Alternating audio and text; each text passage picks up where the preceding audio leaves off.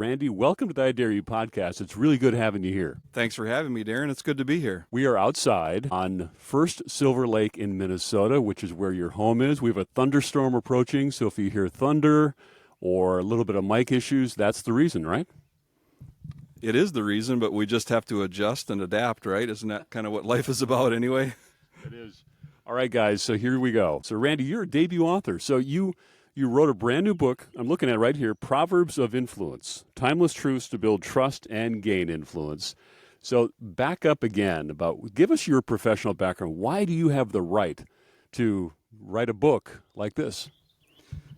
I don't know that anyone really ever wakes up one day and says, I'm going to write a book, but it's really the culmination of 40 years of being out there, seeing people trying to influence others, seeing people win, seeing people lose, seeing my own wins, my own losses.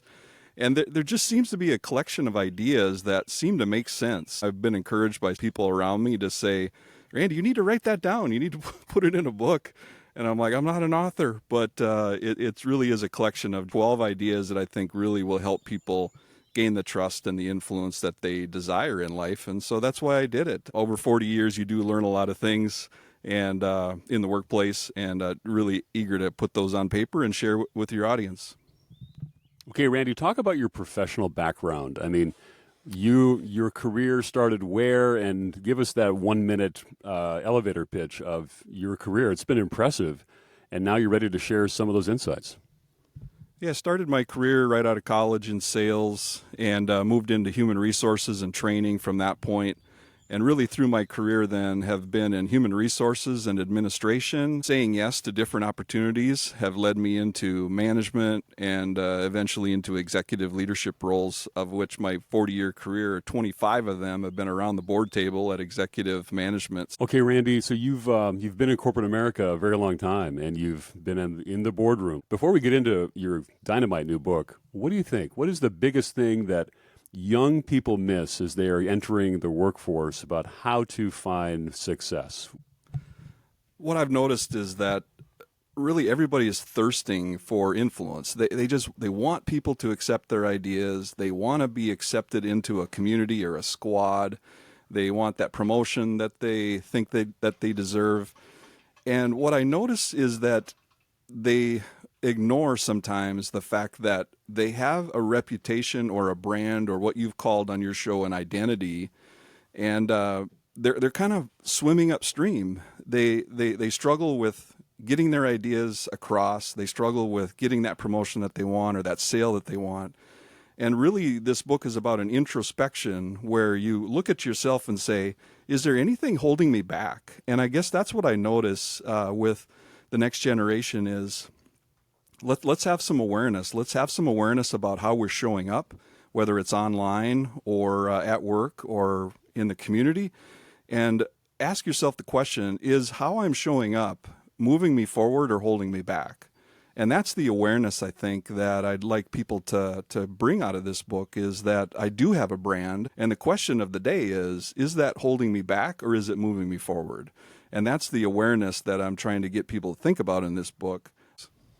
In your book, you talk about these principles, these proverbs, and you mentioned here in the book, we may not always agree, but they are still true. That's a little bit contrarian. How dare you, Randy? Why are you saying that you may not agree, but this is reality? Well, I think the example I use in the book is that you may not agree with gravity. You might think gravity is the worst idea that's ever been invented, but the fact is that go jump off of a roof and you might not like gravity, but it's there. And so I don't try to be preachy in the book, but it's just over 40 years. There are just 12 things that are just true. And I'm asking people to kind of open their minds and say, all right, I may not totally agree with that, but if I really think about it, maybe that is holding me back. Maybe the way I show up every day, or the way that I present myself, or maybe this idea that I have about how life works may or may not be working for you. And so would you give this a chance? Would you take one of these 12 proverbs and say, all right, I may not agree with it, but maybe I'll take a chance at it and see how it builds trust and builds influence? And that's my challenge for people reading the book. Okay, one of the things I loved most about the book was it does deliver on that. Here's a story you have in here about your brand, and here's what you assert. You can't control everything in life, but you can control how you show up. Own your own brand with intention, because if you don't shape it, someone else will. I mean, that is fantastic. Yeah, the concept is that you do have a brand. You do have a sentence that if you asked 5 or 6 people around you, they would say, "Oh yeah, yeah, here's your identity, here's your sentence." And and it, like, everybody knows it. And so the challenge in the book is go find out what it is, because that brand, if you don't manage that brand, it will manage you. And many of us are going about life not getting what we want, and we haven't thought about the fact that our brand is managing us, it's influencing us, it's holding us back. And so find out what that brand is, and do some changes to it if life isn't giving you what you want. So you talk about being in the boardroom, and most of us have never been in the boardroom, Randy. You've been there, and you share a story of how that brand plays out when it's time for promotions. If you don't mind, share that story you have in the book about how it all works, because it's eye-opening. Yeah, the story I tell in the book is one that's been played out in boardrooms that I've been in for years, and it's a very simple story around how a promotion gets granted. And generally, someone will make a pitch in the boardroom, and they'll say, "Hey guys, I'm thinking about moving Sally to a director." And around the room, it's just people just nodding their head and saying, "Yeah, I can see that. That makes sense, and let's do it." And that's literally how it happens. And the concept is, why are those heads nodding? That's the concept that I want everybody to grab onto here. Why would people say, "Yeah, that makes sense"? The reason that they say that is it's a culmination of the experiences that Sally gave that executive, whether it's just walking down the hallway and she has a smile on her face and says good morning, and is proactive about getting a project done, or shows up on time to meetings, and those little things that add up to that experience that makes an executive around the table go, "Yeah, sounds good to me. That makes sense." And if you reverse that, and you think about those little moments that where you don't show up well, or you think it doesn't matter, it does matter, because literally when Sally's name gets brought up for promotion, nobody's looking through her performance records. Nobody's looking at the culmination of work that she's done. It's just these little experiences that add up that makes an exec go, "Yeah, makes sense. Let's do it." Hey, Randy, have you ever been fired before? I have. I was actually totaling it up the other day, that I've been fired 4 times. I'm laughing with you. That's Yeah, I mean, it's just one of those things where, and especially at the executive level, they can wake up one day and not like the color of your tie and just decide to make a change. So some of it's that, but some of it, as I look back, I think I could have done better on my brand and my influence and building trust. But yeah, definitely, I've been through some hard knocks along the way. In fact, do you remember that there was one time when I called you and looking for advice because I had just been fired? I mean, it was literally 24 hours old. And then just a couple days later, you called me and said, "You just got fired." You remember that? I do remember that. And we did figure some things out together, I think. But yeah, it happens to all of us. Well, I'm bummed I'm not. That's not a chapter in your book. Maybe that's for your second book. But hey, here's the Proverbs. Let's get into this. I'm going to go through all 12, just rapid fire, and then we're going to get into a few of these. So Proverb number 1, show up consistently memorable. Proverb number 2, choose an I am second mentality once in a while. Proverb number 3, learn the art of wow. Proverb number 4, say yes when you get the chance. Number 5, adopt a mindset that you are never wasting time. Number 6, develop a giver mindset. Number 7, my favorite, never burn a bridge. Number 8, be the mature one in disagreement. Number 9, go beyond the golden rule. Number 10, build your emotional intelligence. Number 11, develop a yes-if mentality. And number 12, be a one-ask person. Every one of these could be a book in and of itself. I mean, really, really great. First off, how did you pick these 12? I mean, your list had to be long, but why these 12? Well, for years I've been jotting these Randyisms down on paper, and I was laughing the other day because I remember leaving a few workplaces, and at my going away party they would put these things on paper. Not only the things that I wore, like sweater vests and things like that, but Oh, I didn't know that. Is that right? for Halloween, my staff dressed up in sweater vests, and they all dressed like Randy. So that was part of my identity. But anyway, but I over 2 or 3 years, I started just to jot these down on paper, just the things that I thought were important in life. There were some that were maybe a little more trendy through the years that added to influence, but these, in my mind, were the ones that just always came up. And so I refined them, vetted through them, and that list then emerged as really the 12 things that just seem to be true all the time. Is there one here that you just have more passion for than the others? They're all dynamite, but is there one that really stands out for you? I think the one that stands out for me really is to learn the art of wow. That's the one that has meant the most to me through the years. And it's really a very simple concept. And it's the concept around all of us who sit around a campfire or tell stories to our friends over a glass of wine. It usually is about how someone didn't show up for us. Someone showed up as a server, or customer service or different things like that. We love to tell those stories as humans at how bad it is. And customer service, maybe it was COVID that took all of the personality out of delivering service or whatever it was, but it's just robotic now. And we sort of have accepted this low level of customer service, this low level of human interaction. And to me, when someone really shows up as like memorable, like doing something a little bit different, it is just so powerful. And in the book, I tell the story of a server who just noticed, was aware of what was going on. And she showed up at the table and said, I noticed that you have tickets to an event later in the day.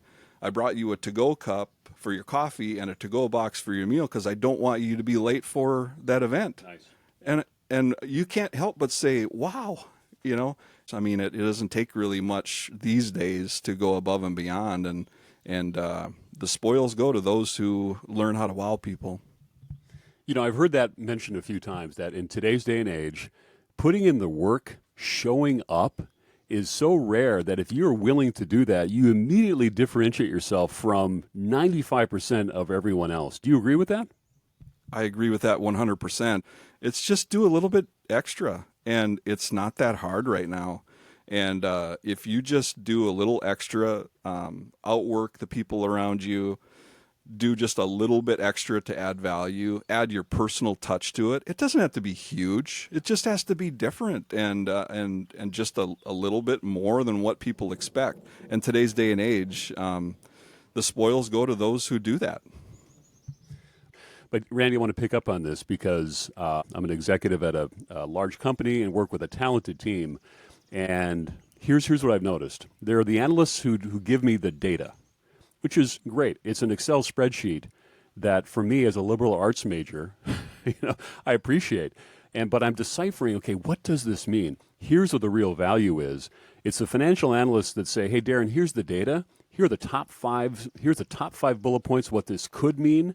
And even though you only asked for it this way, I ran it a different way because I thought you might want to see it in a way that helps you make better decisions.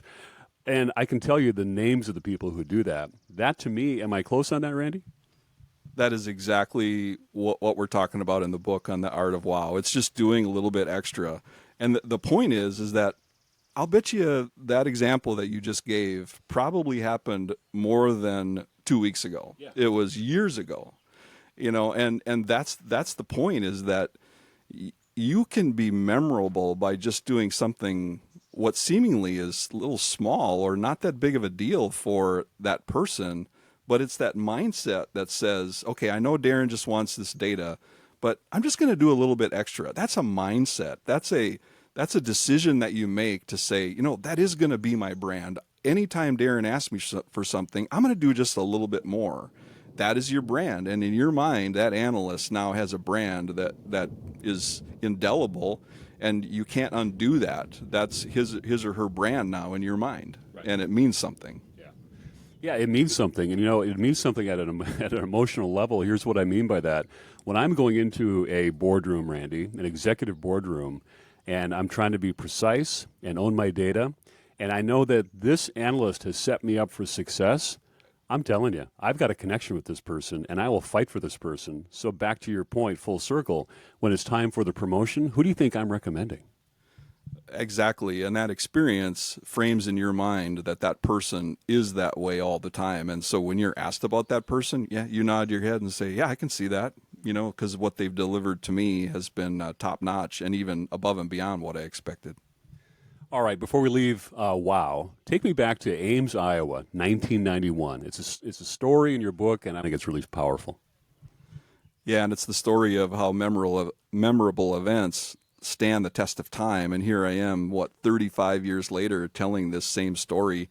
And I remember it. It was late November. I was not prepared for a snowstorm in Iowa, and in my suit, all I had was a Wall Street Journal rolled up under my arm because I had to go out and scoop snow off my now covered car. And so as I approached the door to go outside, I heard this humming in the background. And I said in the book, it's like a cat purring. And I looked outside, and here's a retired gentleman. I assume why he was employed by the hotel, but he was an older guy and running a snowblower.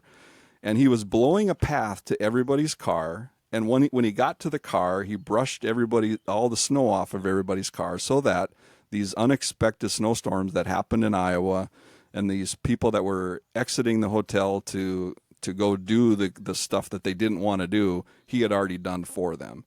And you can't help but stand at that door and go, wow. And that is a mindset for a hotel to do that. And now that is a brand for that hotel. Gateway Holiday Inn, Ames, Iowa. I assume it's still there. And I assume they're probably still doing things that are adding value for their customer. But that at that moment, that was so valuable to me, and it locked it in my mind forever that was the art of wow. It was doing more than what a customer expected and add value at a really high level. Yeah, it's a great story. It's amazing. Isn't it amazing? Yeah, 30 years later, here you are telling that same story. So the one thing that really caught my eye was proverb number 2, choose an I am second mentality once in a while. Here's immediately, when I read that, I could feel the mental barriers going up, and I thought to myself, wait a minute. What are you saying here? Because it's all about being number one. And talk to me about choose an I am second mentality. Why? Well, I think you're right. When you first hear that, you might say to yourself, if I just go through life being I am second, I'm just going to get run over. I'm never going to see success. And in a world where everybody wants to be alpha and everybody wants to just yell at each other and be be top, and that might be a little countercultural, but isn't that kind of the point, is to try something different once in a while and see how it works? And the concept in the book is as it says, just once in a while, just once in a while, say to yourself, you know what? I think I can gain more power today by being in second chair versus first chair. And the question that I have for the people reading the book is, what would that mean if you just tried that once in a while? You don't always have to be the top dog. All right, but then there's this link here, Randy, between what you just said and servant leadership. But what's the link here between servant leadership and also having this mentality, this proverb of I am second?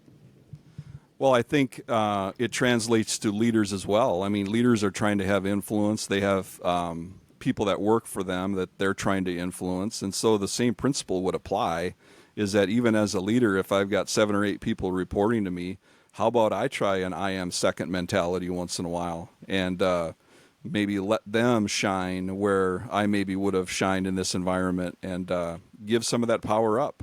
It's kind of like the sun. I mean, the sun gets its power by giving it away, and so it's that concept. And servant leadership really is about that. It's saying, I'm going to take a step back. I'm going to lift others up and watch them shine. And in doing that, I gain extreme amounts of power and influence because people appreciate being given the chance. And instead of just being the performer, I can sit back and say, oh my gosh, look at that person that I mentored and look at how they're doing. And that is, you're in leadership, Darren, and so am I. That arguably is the most fun you will ever have, is to watch one of your people step into a boardroom or whatever and do a great job.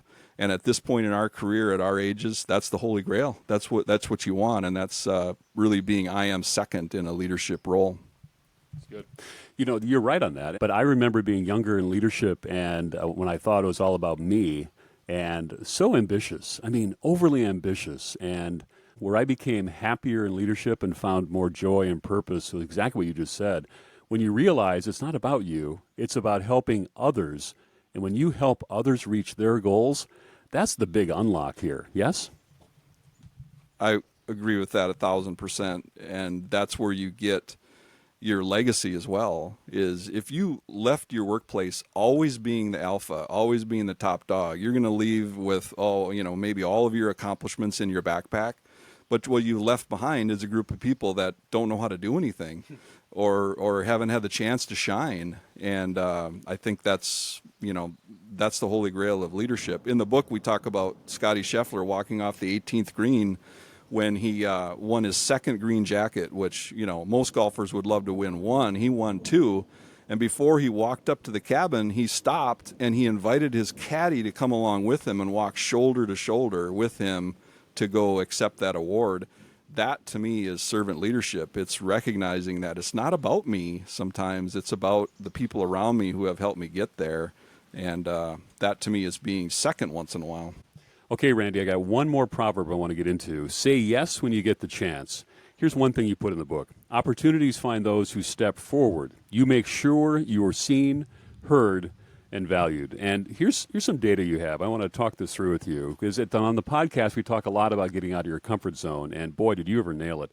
A 2005 study by the Center for Creative Leadership, they surveyed 1,000 CEOs from large companies with a simple question. Where did you learn to be a CEO? And you note here that their response was when they were asked to do something that they had no idea how to do. And how does this tie into the Proverbs and how we can really get out of our comfort zone and discover what we can do? Yeah, that study, when I saw it, I mean, it just blew me away. I was a young professional at the time, and it just blew me away that that's really how it works. It wasn't their MBA. It wasn't some great training that they went through. It was the time when someone said, hey, you're the head of HR. Would you like to go run IT? And they said yes. Knowing that they had no idea what they were doing, but those that have trust and have influence, they figure it out. And we talk about it in the book that if you're asked to do that, remember that the company is behind you 100%. They wouldn't ask you to do that to just watch you flounder and watch you fail. And so the reason that it made it into the book is that I've seen through the years people that adopt a yes, comma, if mentality or a let's just dive in and see where this goes mentality are those that really gain a lot of influence in life. And so that's why it made it in the book. And I also worked for a company one time where the executive team would come in the room about every 2 years, and they would physically stand up and move one chair to the right. So the head of IT would now run HR. The head of HR would now run the ag department. The head of ag would now run operations. And that mentality for that company, the last two CEOs for that company had 5 different roles on average that they had before they made CEO. One of them actually went into the plant and worked night shift for over a year to be prepared for a CEO. So that's the kind of let's dive in. Don't worry about what's going to happen next, but just dive in and say yes to stuff, and it will increase your influence. Good job. I'm just going to pause for a second. Wow. So I got one more thing, and then we'll kind of come in for a landing. Who's out there? See, this is the thing. This is the thing. I want to have a lawsuit against somebody. So I'll look at my weather. What? My weather app. Yeah. It's like bright sun. I know. How can you guys be so? Yeah. How can you be that wrong? That wrong. Look at that. That wrong. And it's going to last till, mid-morning. Unbelievable. Yeah. Okay, here we go. Okay, Randy, great points. And everyone, let's take a quick time out, because if you are younger in your career, you're already connecting the dots, how this this is like having an executive coach right there with you as you're looking at your career path. If you are whatever point in your career, you're going to be able to gain some insights here. Randy, there's so many great quotes in the book. Here, and here's the one. You're looking at it right here as we're recording. Growth doesn't come from feeling ready. It comes from taking a leap. To me, I think that sums up so much of what this book is all about. Yeah, that concept is one that I'm most proud of, and I think in my life too, it's you realizing and taking a mindset that you're never going to be really ready, but it's just jumping in and saying, let's just see where life takes me. And we also talk about in the book too that's when you ask, if you were to ask at a social, ask a bunch of people that you respect and ask them, like if I were to ask you, Darren, when you were 21 years old coming out of college, if I said you're going to be the SVP for a major company in the U.S., you probably wouldn't have ever dreamt that. You probably wouldn't have said, yeah, that's what I'm going to be. I'm going to be the SVP for a big company. No, you just went about life. You just went about life and you said yes. You took a leap. You dove in. You learned what you could learn. And those experiences added up to one thing leads to another, it leads to another, and here you are. And if you ask successful people, very rarely would they say, yeah, at 21, I knew what I wanted to do. So the concept is, it's not about really goals. It's more about just diving in and saying yes and learn what you can learn. And then you end up in some really good places as a result of that. Good. So, Randy, you've given a few interviews. What is the one thing that maybe we haven't talked about in the podcast that you want to make sure people really know and understand? What I really want people to think about as a result of this is that you do have a brand. You do have a collection of experiences that have led people to a belief about you. My question is, do you know what that is? And if you do know what it is, are you happy with what it says? Most of the people that I've been around, when I ask them that question, they've come back to me 2 weeks later and said, I talked to 5 people that you asked me to talk to. I didn't like what it said. And now I realize that the reason I'm butting my head up against the wall is that my brand is not what I thought it was, and it's holding me back. And so that's the one idea that I want people to learn from this. That's why the first chapter and the last chapter talk about brand. And is it moving you forward or is it holding you back? Please go find that out, because it will be the one thing that could possibly change your trajectory. It's good. Okay, great points, Randy. All right, what is the best way to follow you and to stay in touch with everything that you have going on? Well, I'm kind of new at this. As a first-time author, I'm getting a lot of advice from people like yourself on how to show up online, but Proverbs of Influence is my Instagram handle, all lowercase. And so go there. There's a link to go get the book. Would love to have you read it. Would love to have you give me some feedback on what you think as a first-time author. Would love to hear how people are interacting with the book and the ideas. Okay, Randy, it's time. At the end of every episode, I ask my guests, what is your I Dare You challenge? It's that one thing that we should do or try to live a better life. I can't wait for this. First-time author, Proverbs of Influence. Randy, what do you think? I knew this question was coming. And I dare your listeners and I dare all the readers to ask yourself the really tough question around, what is my brand? So my challenge is, I dare you to go ask 5 people that have had experiences with you. Maybe they're not your best friends. Maybe they're people that have interacted with you, and ask them, what is my sentence? What is my brand? That one thing that I'm known for. And I dare you to do that. And then I dare you to ask yourself the question, what do I need to change if that sentence is not what you want? That's a big challenge. That's really scary, but I dare you to do it. Okay, that is a great I Dare You challenge. Randy, thank you for that. So we've covered a lot of ground. What's one thing maybe we haven't had a chance to go into so far? I think one of the concepts that has meant the most to me, and one of the chapters I'm most proud of, is that concept of this binary choice that we have of either being a giver or a taker, of being a sprinkler or a drain. And it is a choice that we make maybe almost daily, is to, what I call in the book, to develop a giver mindset. And I had a lot of fun with this because I did some studying around the Greek language, and I kind of love language. I love where sayings come from and what they mean. And the M, the EM, and the EN were some things that really hit me. And so the question in the book is, am I going to live an M and N kind of life where I empower people, I enable people, I embrace people, I encourage people?